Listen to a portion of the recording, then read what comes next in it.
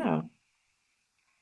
Hello, everyone. Thanks so much for joining in. My name is Naisha. I'm the program director here with the Holding Space Foundation, and I'd love to welcome you all to tonight's event. I'd love to share that Dr. Kaytura Felix is a nationally recognized maternal health expert, physician, and health justice scholar. Okay, she's dedicated much time to advancing equitable care for Black families. She serves as a distinguished scholar at the Johns Hopkins Bloomberg School of Public Health and is a leading voice on community-based maternal health solutions, midwifery care, and health system transformation.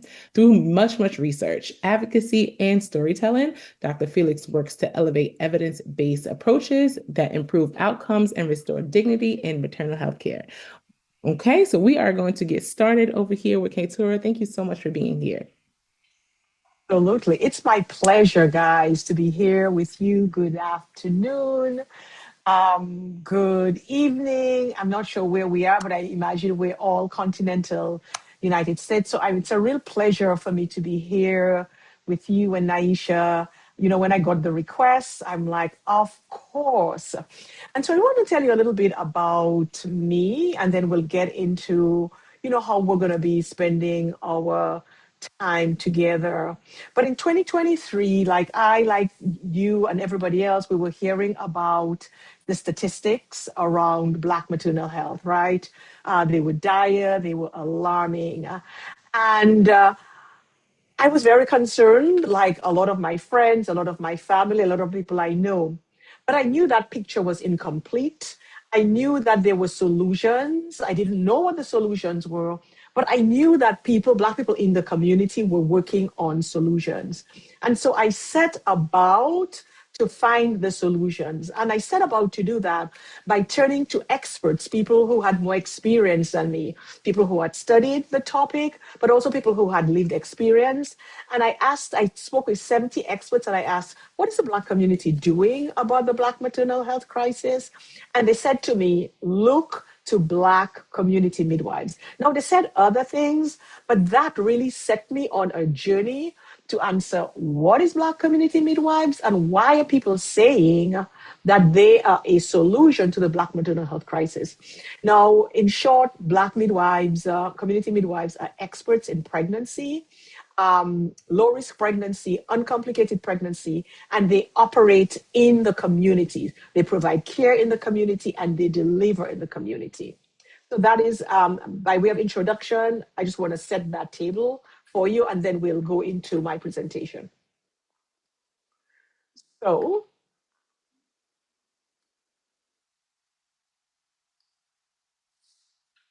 right, can you see my screen? Yes, we can. Do you want me to make it bigger? Yeah, if you can do the Okay, presentation. hold Yes. on. Yeah, is this better? Yes, there we go. Mm.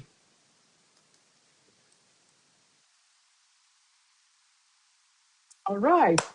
So our topic today is Black maternal health, dignity, community, and joy. And I want to share with you that these are the big themes, the research that I told you about. These are the big themes that came out of the research. These are the values that undergird Black community midwifery. And these are the values that is an antidote. These values are antidote to the Black maternal health crisis. And we'll break that down. So our journey together, we're going to be the first part of our conversation. We're going to be talking about joy. Let's start there. Let's start at top. Then we're going to be talking about dignity and we're going to be talking about community. And we're going to be mapping how those things have to do with the Black maternal health crisis. So joy, but I wanted to say that I'm here and yes, I have expertise. I've studied this work, but I'm assuming that we all have experience, we all have expertise in the area. So I'm going to start by asking you to write in the chat why joy is important for pregnancy and birth. Is it just a buzzword? People are like, bring back Black joy. Why are they forgetting about Black joy?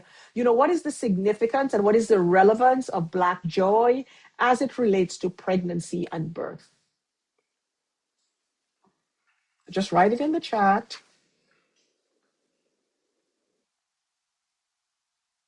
And then I also want you to write, like the first time, like where you're coming from. I think people had that, but if you haven't written where you're coming from, please also write that in the chat.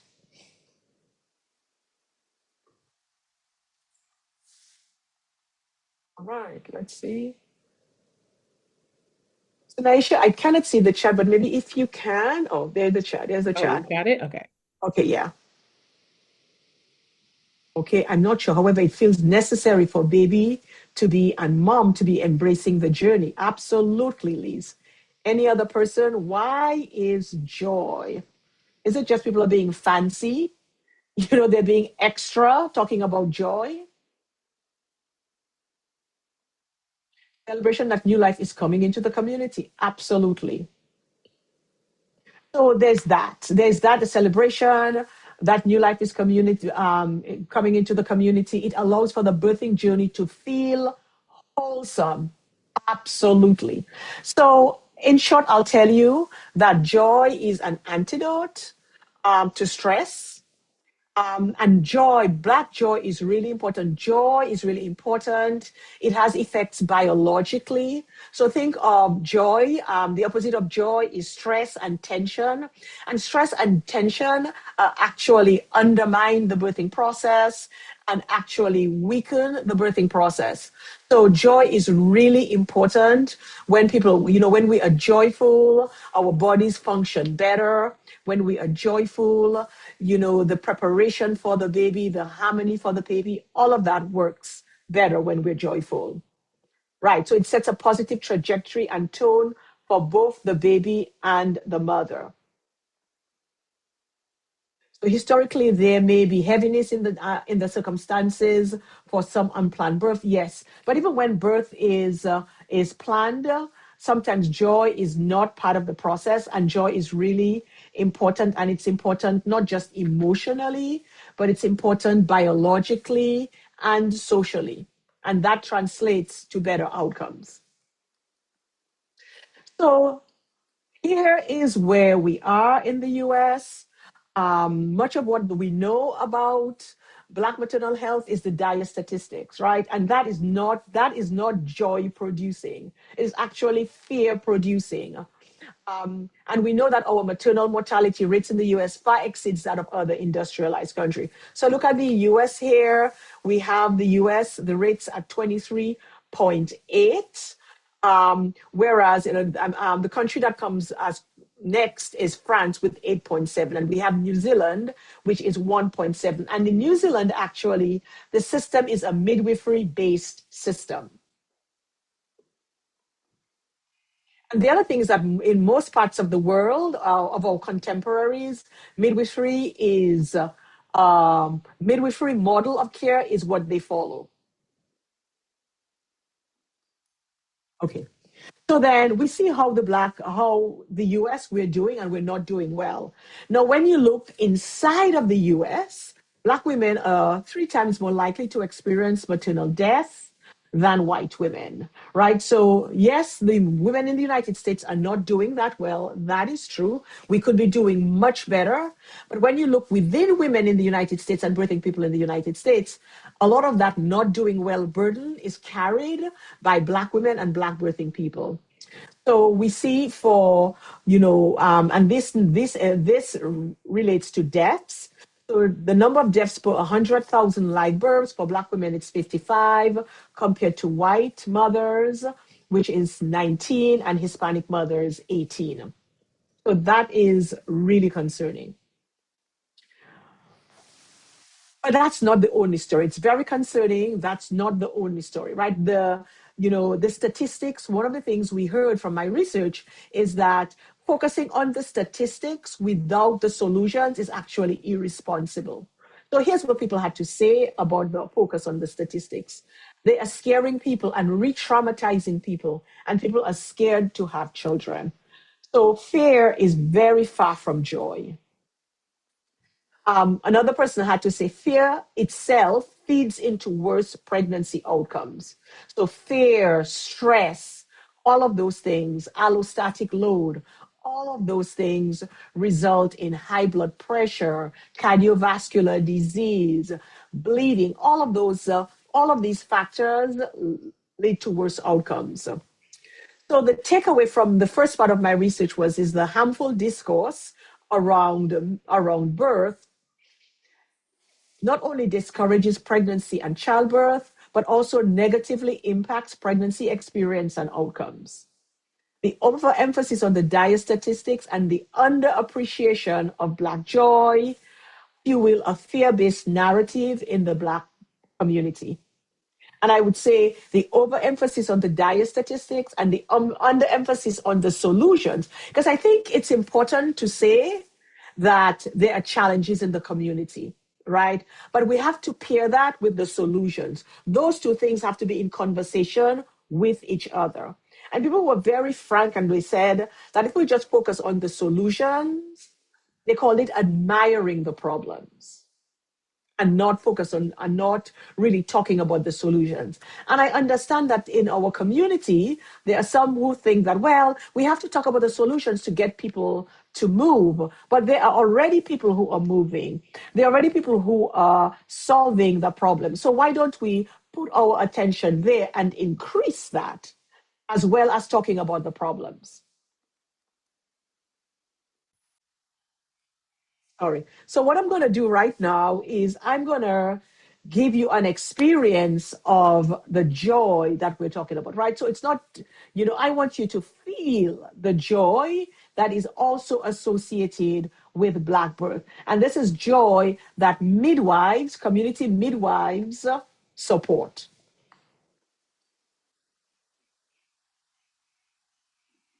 Can you hear? I can't hear it. You probably have to stop sharing and then share Yes. sound. Hmm. I did not do that when I was doing that. Okay.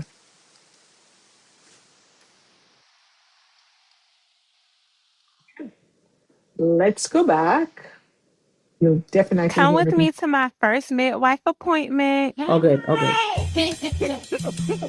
This is a little bundle of joy they helped me deliver. So he was nice and healthy and strong. My name is Kaytura Felix. I'm a trained doctor, a public health researcher, and a mother. I've been studying the Black maternal health crisis in this country and looking for answers. My new podcast, Deep Care, is about a solution that's been hiding in plain sight: Black community midwifery. Black midwifery is a saving grace to Black mothers. Oh my God, like I've never had this type of care before. In this series, you'll hear stories of triumphant births at home and in birth centers from Florida to Hawaii. Kim came right in the door just in time. She threw everything down. She put on her gloves. I pushed, and baby boy was out. I was on one knee like Catholic. You'll meet Black parents pursuing a different vision of birth. One that's empowering, intimate, spiritual. I was like, I can't like control myself. I don't like that I can't control myself. And she was like, you don't have to. Like, that's not what labor is about. Labor is about letting your body do what it needs to do. I have a picture of me like holding him, like when I came out, and just like victory. And you'll meet the Black community midwives making these safe, joyful births possible. For every mom, I tell them that you're not just birthing your baby, you're rebirthing yourself. All right. So we've talked about joy. We've talked about the cost of joy, the statistics, the fear that is robbing us from our joy. Then we're going to be moving our attention now to dignity and the role of midwives in protecting Black birthing people's dignity. All right. So another wisdom check. Dignity. What does dignity look like in pregnancy and birth? We just write down what it looks like.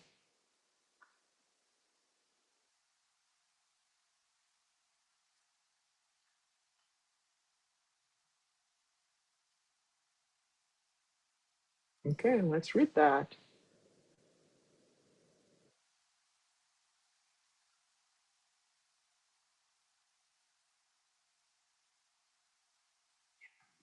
Yeah, Liz, definitely in public health, leading with fear, we amplify the crisis. Yep. Okay, being supported and able to have people around you who care. Yep, Naisha. Honoring people's vision and choice for their care and birth. Yes, Theo, that is definitely right.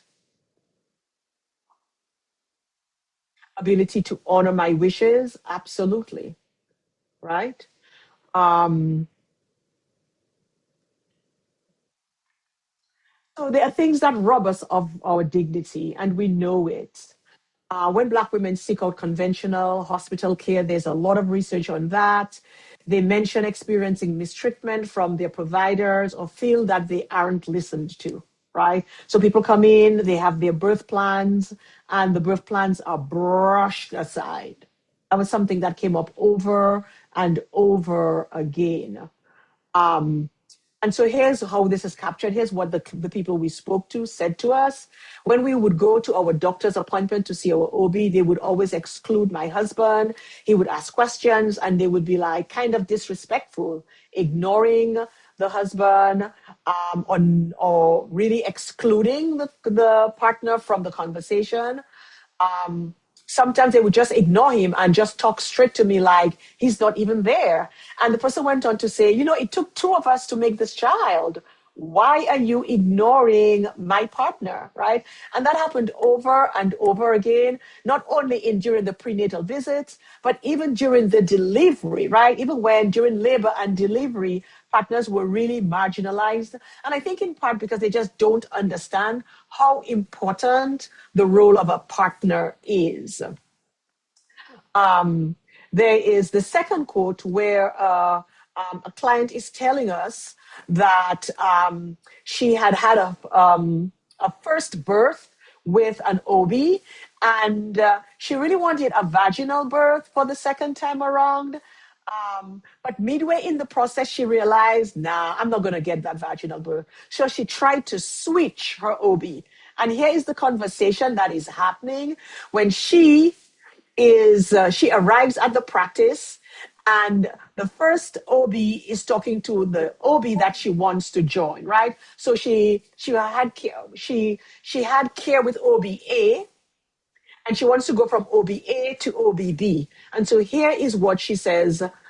OBA is saying to OBB who she wants to take care of. She says, when I came for the appointment, the OB who is OBA was in the hallway saying to OBB, do you see the other child in there? I delivered that child. I'm going to deliver this child as well. So he would not let me switch doctors. Just felt very unempowered. I spoke with them, another instance, I spoke with them about possible postpartum depression because my son then was 2.5 when I was pregnant with my other son. That concern was not taken seriously. I think I was with his nurse practitioner when I reported that, and she kind of just brushed it off. So that is the kind of mistreatment that really undermines our dignity. And I say it like that because very often, we have the sense that I mean, the mistreatment is bad, and it is bad, but I don't think we always appreciate, the violation. And so I'm using these words to really convey the kind of violation that is happening. Like, right, your dignity is being impinged upon and undermined when you cannot switch your doctor, or somebody sidelines your partner. The other thing that I want to talk about, the other barriers to our dignity, or the things that undermine our dignity, is that when we want quality care and we cannot get quality care. So, for example, when our clients wanted to pursue their community birthing options, they often had to pay out of pocket costs, which was high. They had to spend a lot of time searching for providers in their area, and they often faced family resistance to having an out of hospital birth. So it's not just the money that was hard to get, the information was hard to identify. Where, I mean, if you want a community birth, where on earth do you begin to find a midwife? As well as, even when you have the money and you know where to find a midwife, your family members are telling you, oh no, you cannot do this is outmoded, this is unsafe. These things are also undermining our dignity, the birthing person's dignity. So here is one client talking about income and the expense. She said, it's so hard being a Black birth person, and then it's even harder being a Black birth person and you're low income, right? So again, we see the undermining of dignity here.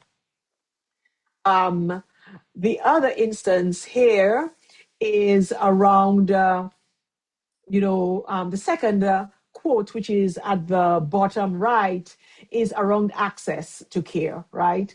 Where can you find that kind of care? And this client says, I found other birthing centers, but they were really far. And when I did find some in LA, when I put in my address, because I'm located in South Central LA, and South Central LA is an urban community, primarily Black, a lot of low income people there. They said they couldn't serve this area. I was out of their radius. So these are the kinds of barriers that Black people are facing when they try to get quality care. The last is around the family resistance to community birth. So we have here, I want to set this example for you. We have here a young woman, she's about 28 years old, and she's having a birth at home. And her father walks in. She didn't tell her father that she was giving birth at home because he was very fearful and she doesn't want that vibes around her. And so when he walks into the home, he says, why is she giving birth here? She needs to be in a hospital. And she says, to African parents, a hospital is the holy grail. That's the thing where it's all good, right? But we know that that is not the complete picture.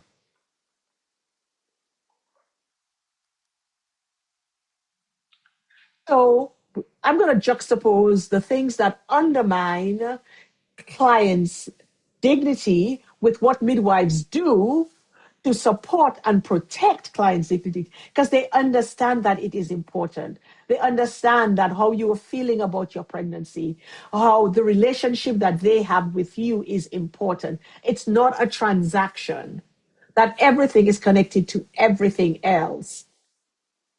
So the midwives we worked with, we studied, they push back against the disparaging narrative and meet clients where they are.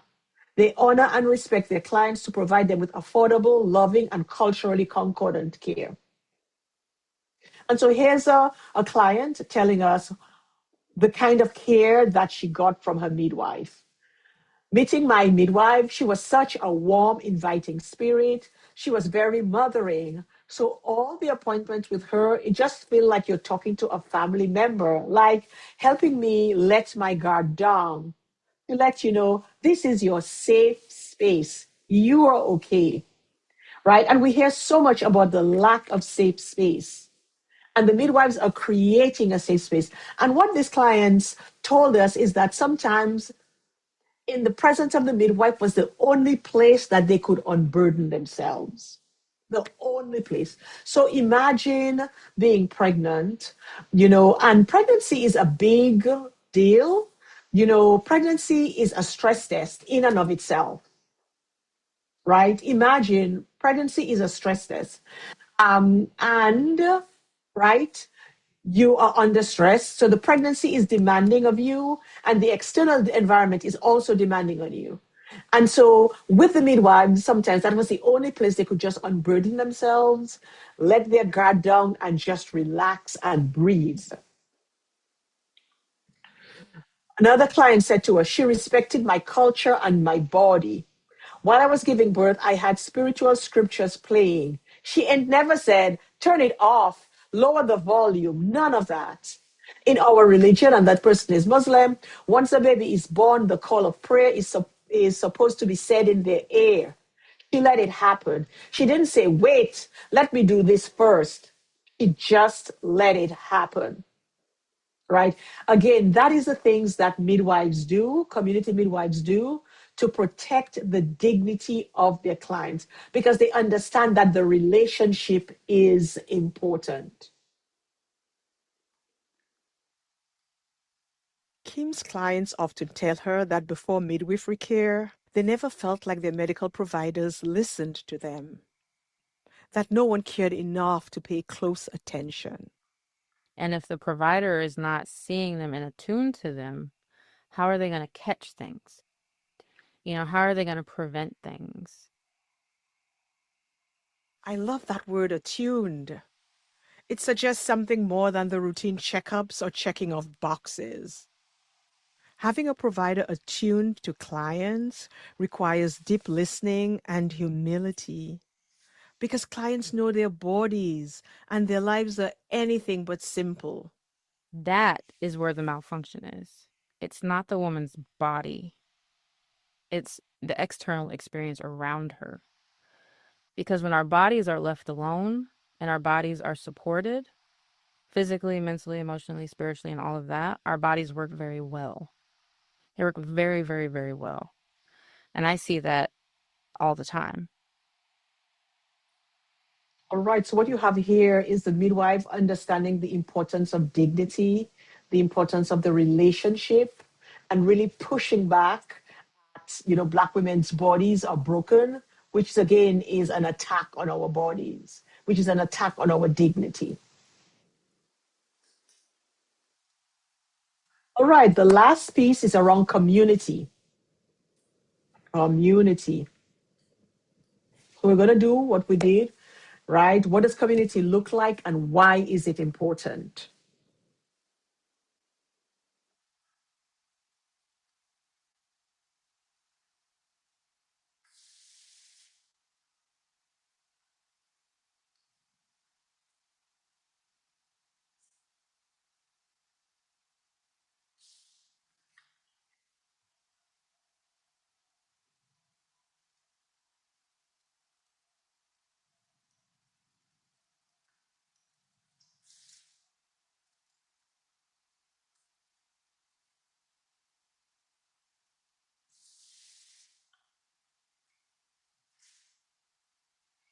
All right. So community can be a protection and care. Yep. Having your entire team with you and being honored in the way that you request. Yep, Naisha. Community can be protection. What else? What does community look like? It goes back to Naisha's comment about celebrating with your tribe, your cheerleaders, your church family, etc. Absolutely. And, I think one of the things that, we talk a lot about autonomy, and autonomy is important, but autonomy is dependent on community.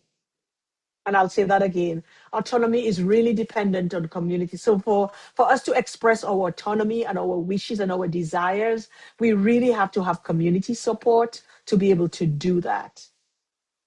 Right? You have to, we have to have people, protecting us, talking to us, advocating for us who truly care. Absolutely. So I want to talk a lot about stress. I think it's an area that we really underappreciate in pregnancy. I know I did underappreciate the role of stress in pregnancy. Um, and so what I've come to understand is that stress, biologically stress, whether it's physical, emotional, or social, changes our body chemistry and it overburdens the body's systems with excessive inflammation. And over time, that stress reduces the body's ability to adapt and respond to changes, right? So, what that means is that, when the body can no longer cope with the load that it's carrying, right? The biological load it's carrying, the mental load it's carrying, the social load, all those things, the social stress, the biological stress, the physical stress, emotional stress, all of that translates to changes in the body.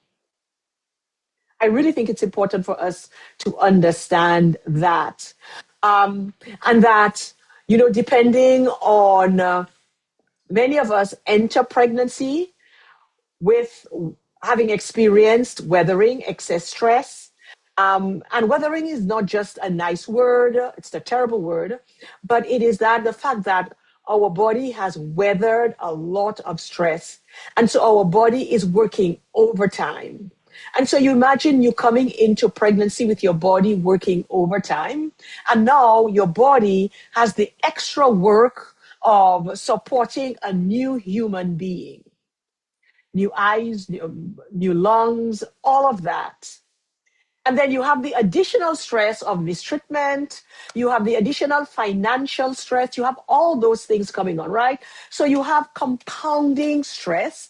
And in the face of that, the body can no longer adapt. It can no longer it can no longer adapt. It can no longer compensate, and it decompensates into complication, into illness, and sometimes into, the ultimate failure is death. I think that's really important for us to understand. So during pregnancy, it's really important for us to do whatever we can to unburden the pregnant person. I want to say that again. Whatever we can to unburden the pregnant person. Now, it turns out we live in a society that doesn't really care a lot about that. That they think that that is an individual, okay, you're pregnant, it's you and your private business. But I would say this is not us and our private business. When you are bringing another human being in the world, the institutions, the society has a responsibility. It's not attending to that responsibility, but the society has a responsibility to take care of us. So if you're pregnant and you have to worry about access to care, and you have to worry about finances, and you have to worry about, like on the job, you're getting discriminated because you are pregnant, right? These are additional stresses. And so the role of community is to take away that stress, is to decrease that stress, is to, and that translates to decreasing the allostatic load. So the body now is more supported. The body now can get to the business instead of fighting off all the different stressors. The body can take care of the new human being, the baby that is being grown inside. So I think that's really important around community, right? Is to reduce the stress.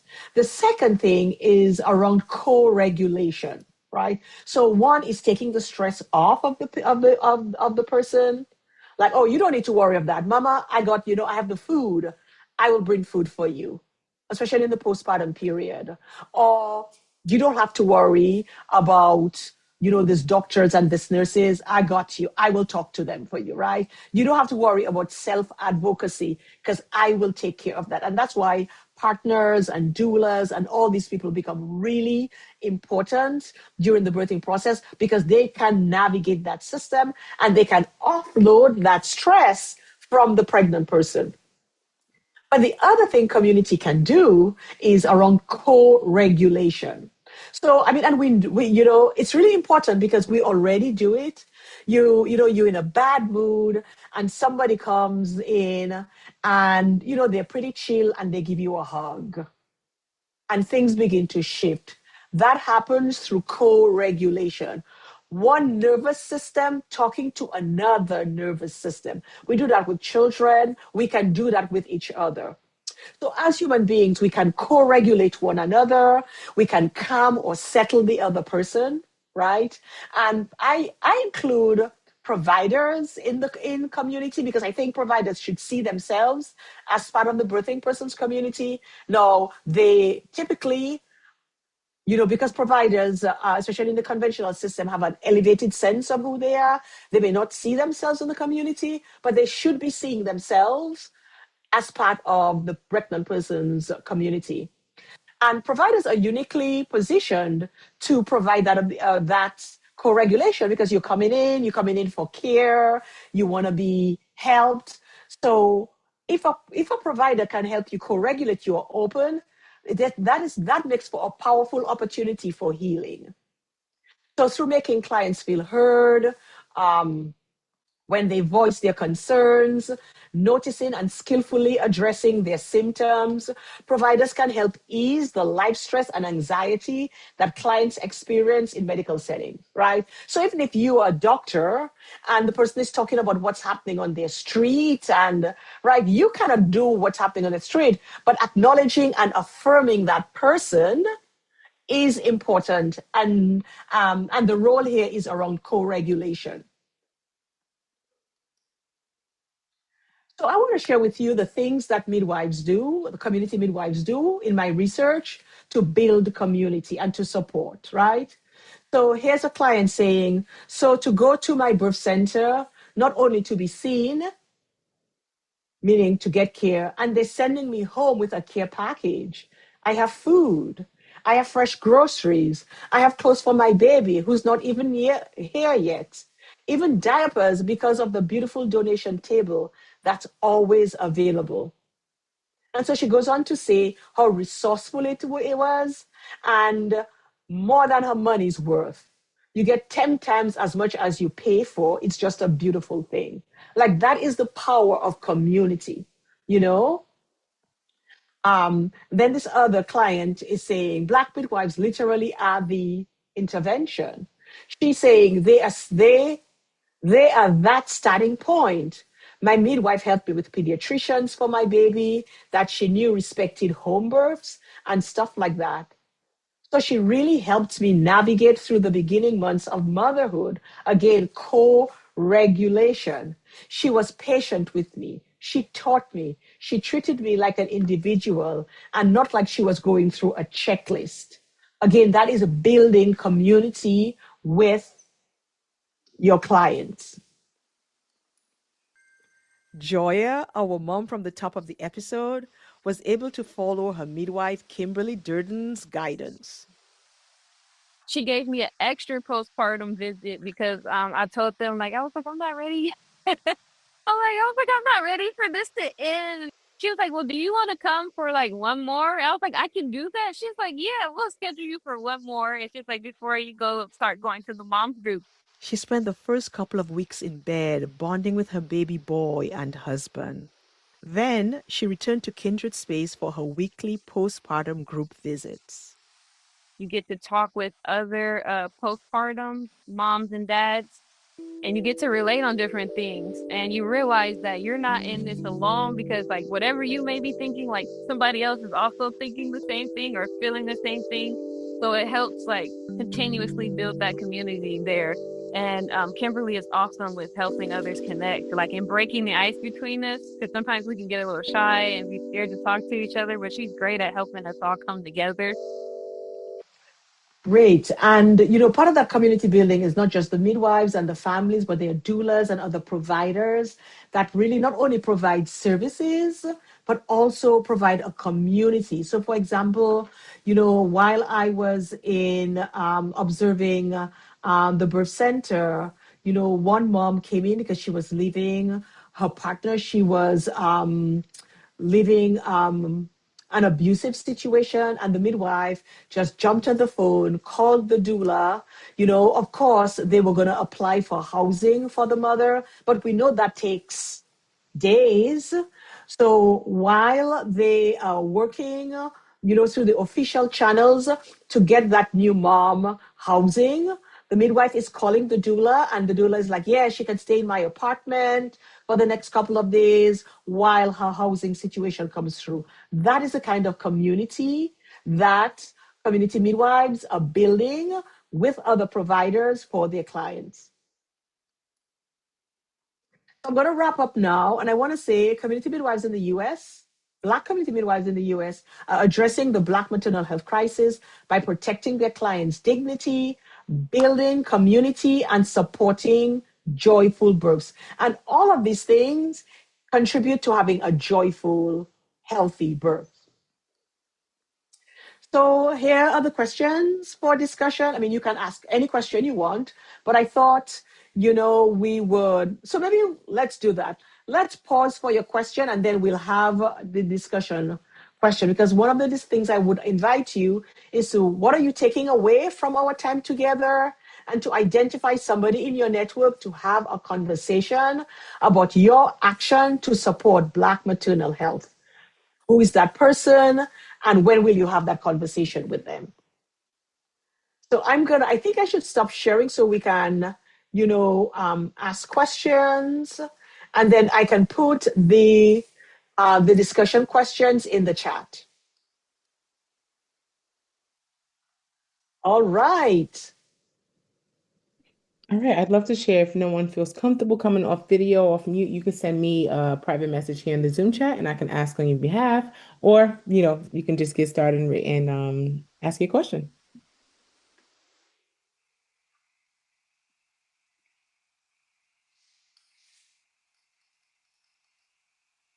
So, Kaytura, I'd love to share. My wife gave birth at Brooklyn Birthing Center. I'm sure you're aware Mm-hmm. of Brooklyn Birthing Center. We had a wonderful birth. This was 8 years ago. Our daughter's 8. I told her, I said, Nice. "You're getting a midwife," and I didn't know much about. I just saw the Ricky Lake documentary, Oh, years ago. What's it? yes. Birthing. I forgot the name of it. I saw it years ago. Yes, yes. Oh my So God. It yeah, was such, yeah, it's totally. exactly fabulous. So I said, "You're getting a midwife, you're getting a doula," and I fought hard. I didn't know much about it, but thankfully she had a wonderful birth. Had she not, we know she would have had to have a C-section. That was the ultimate goal. My question now, I shared all that. My question, when women are in the hospital, we already know, specifically Black women, we are almost forced, not even forced, we're told you're going to have a C-section. And what if a woman does not want to? What can they do in that moment? Or if they have a doula, how can we help further? Yes. I mean, we heard a lot about that as well. And I think that, the hospital is set up in a particular way. It's set up to do a lot of monitoring, and it's set up to act very defensively, right? So to really think about that. It's also set up to intervene to speed the process along.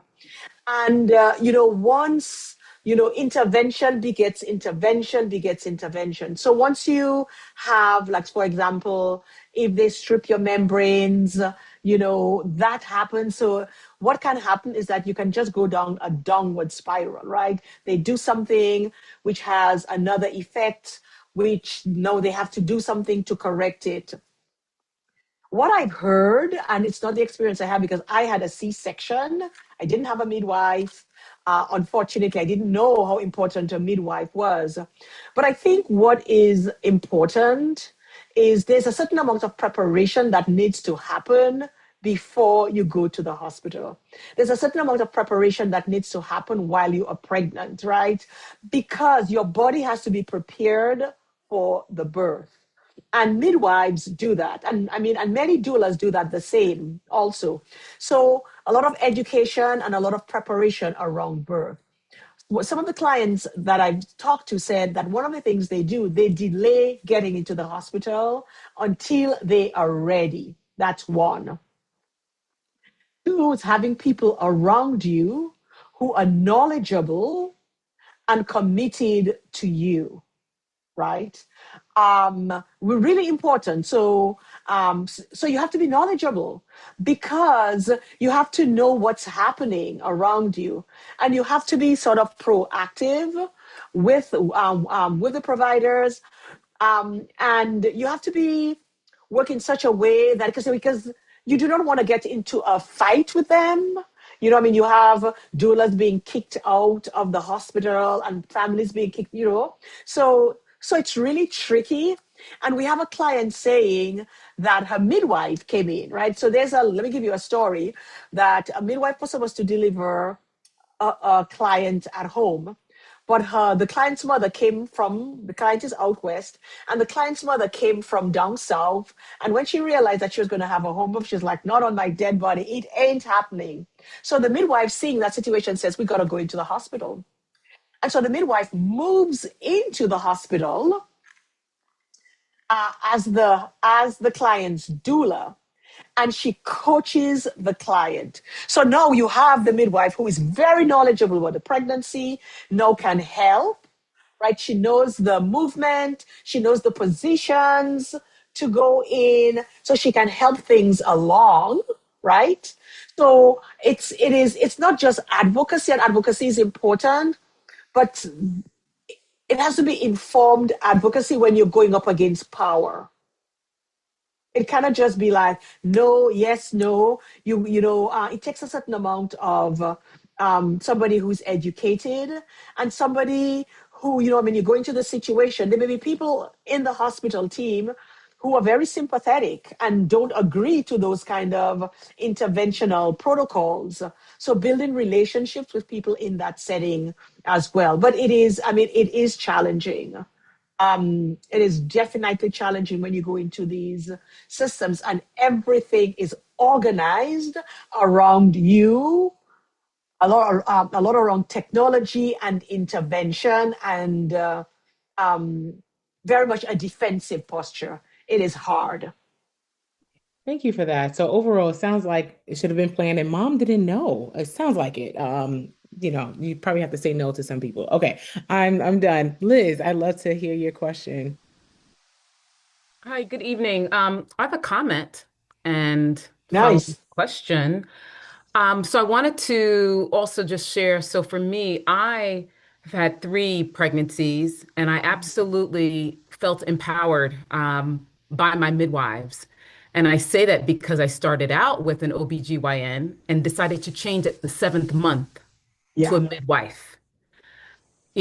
Part of it is because I happened to be in a place working in public health, and I was attending these prenatal steering committee meetings, and if I had not been at the table with these midwives, I don't know that I would have felt like I could make that change, and it was for Yeah. the better. So after that, I had nothing but midwives. Um, I was one of the ones who ended up with a surprise cesarean. That's the one chapter I didn't read because I was like, that's not going to happen to Mhm. me. But lo and behold, and then successful, vaginal births. So here's my comment because I want to go back to your piece about, magnifying the joy, but informing people about what can happen in the health system. So for me, the aftershock documentary, that was very Yeah. eye-opening, especially giving voice to the dads and partners. And it was unfortunate, but I also felt like that's a I think that that's a valuable conversation. Look, thinking about that documentary Aftershock. No, I won't do any spoiler alerts for anybody, but just check it out. Now, here's my question. How are you defining postpartum these days? Because you have 6 weeks, you've got a year, you've got the fourth trimester, and I think all of this is saying to me, there needs to be more care. It is not just 9 months. Mm. Oh, totally. I want to say I congratulate you that you had the courage to transfer at 7 months. In our research, there was a person we worked with who transferred at 30 weeks. She was like, I'm out. She was reading and she was educating herself and she wasn't connecting with the OB. And it was just like, I don't want this, right? And so some people are leaving because of trauma, but a lot of people, a lot of Black people who do home birth and midwifery care have a different vision of birth. They want more community, they want more spirituality, more intimacy. Now, we have a podcast called Deep Care, and I'd encourage you to listen to it. And we have one of the episodes is titled Tongue in Cheek, Postpartum is Forever. Um, because I too, like you, so thought it was 6 weeks, and typically you see nobody. They tell you come back in 6 weeks, and what we know now, and midwives have always known that it's an extended period of time. It's definitely more than 6 weeks. After 6 weeks, some physical things start happening, but it's definitely more than 6 weeks. But what is important during that period of time, and if you want to learn more about postpartum, especially African traditions, Mama Shafia Monroe has written a book about African American postpartum traditions, which is an awesome book. And what I learned from her, not necessarily from my research, is that there are a couple of things that need to happen during postpartum. Vigilance, really keeping your eyes on the mother. That's one. And the second thing that needs to happen during the postpartum period is the mother needs to be mothered. Did you know that? That the mother needs to be, nobody mothered me when I was pregnant. I was busy running around. I mean, I had a C-section. I had a wound, what is called wound dehiscence, meaning you running around so much that the wound started to open up. Um, no, I didn't have that, right? And so while the mother is mothering the baby, the family and community needs to be mothering the mother. And so that's what needs to happen. And love, attention, kisses, hugs, warm food. And that translates to better physical outcomes, but better mental health outcomes. A lot of the mental health challenges, like I had postpartum depression, I was by myself in a house for 5 months, husband gone to work, people gone off, and I'm just there taking care of my baby as best as I can and worrying about like going back to work, right? So the way we're organized in our society in America, we're just not organized to support pregnant people and people with young children. And I think we can do better. We must. We have the models that are out there, the midwifery models. And midwifery model is not just about midwives. It's about midwives, it's about doulas, it's about lactation specialists. It's about all the providers providing care. And one of the things I appreciated, and it was a very different model for me, is that in the community, the family is the son, and the midwife, the doula, the lactation specialist orbit the family, right? They're all working to support the family. In the conventional system, the clinician is the son. You got to go to the clinician, and it's just a very different model. And I think we really need to strengthen the community birthing model. And so my work, the Deep Care podcast, is focused on strengthening the community model and the midwifery model. Thank you for that. I dare say there's also this lane of sexual health, right? It's with OBGYN and midwives. It is not just about, preparing for this baby to be. So I hear you on that. And yes, mothering the mother. Thank you. A big Need that. one, a big, big one, mothering the mother. And for Black women who've mothered, who will mother Black women? Who will mother us? And maybe it's because that's our own expectation. I'll speak for myself as if like I'm here to pour out. I consider myself like a host and not realizing I need to be replenished. I mean, and there's something about that, even our own expectation of ourselves, because we may even say Absolutely. no to some of that mothering. We absolutely. And so we're encouraging, and all these things, like even before you give birth, like what is the postpartum plan? What is a postpartum plan? I mean, I did a visit with a mother, with a midwife postpartum, and a 10-day visit. The 10-day visit happened on the bed because this midwife said 5 days in the bed, 5 days around the bed, and another 5 days in the house. And the entire visit was focused on support. Who's bringing you food? Who is doing this? Who is doing that, right? Really building the community to do the mothering of the mother while the mother mothers the baby. So the only person the mother in the early postpartum period, the mother can mother is that tiny baby. Other responsibilities should be on other people.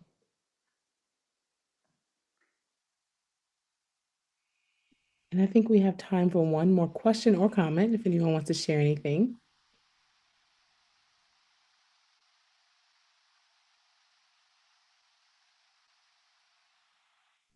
And if not, I have one slide to share. And if I want to go back, I would just want to go back and share. please, To yes. share with, yeah.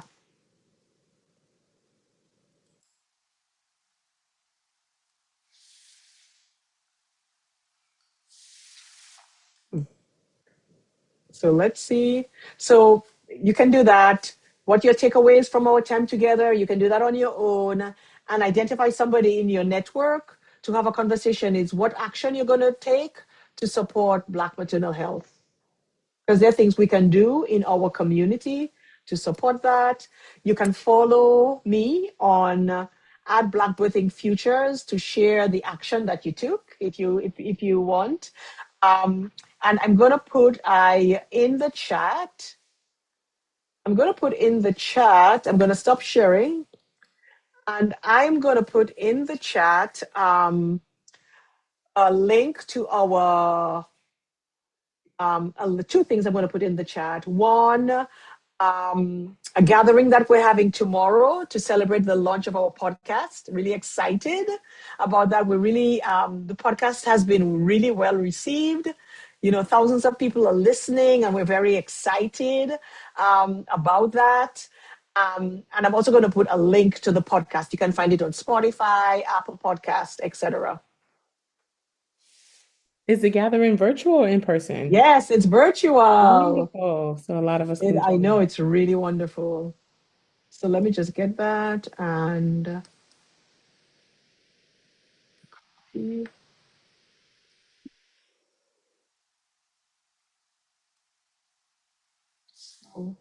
oh my gosh. Okay, here we go. So here is the huh.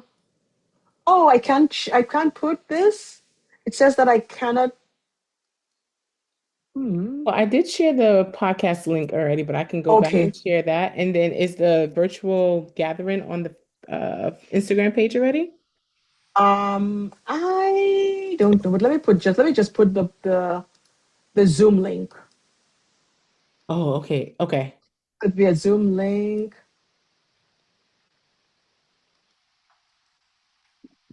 All right, there you go. That's the Zoom link. I wish I could show you the flyer for the um for the virtual event, and it's tomorrow at 7 o'clock. Okay. Got it. This is the Zoom. This is Zoom link. Okay. So we would Zoom have to link to share that. participate. Yeah. Okay. I'm gonna ask you to email because I can't if I click on it now, it's telling me to leave and Yes, join that one. absolutely. So you know So what? I'll I'll send it just to you. yes, yes, that'd be great. I'm excited. Thank you so much It's again, very Kaytura. exciting. Absolutely. I'm grateful that we have this resource, and I didn't even think about mothering the mother. It's so important. What I put in the chat, why it's important to mother the mother, is because she has to unlearn things she was taught, and that may not be beneficial to her current life. So we have to give her that care. We I hear it and understand it. So we appreciate you.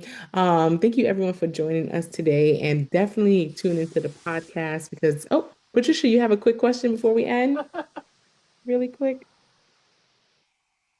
Patricia going, Maybe that was a maybe it's just a mistake. okay. All right. Thank you everyone for tuning in. And like I said, I'll share this recording, but please tune into the podcast. All right. All right. Thank you, Liz and Kiara and Theo and Thank Serena and you. Naisha. A treat.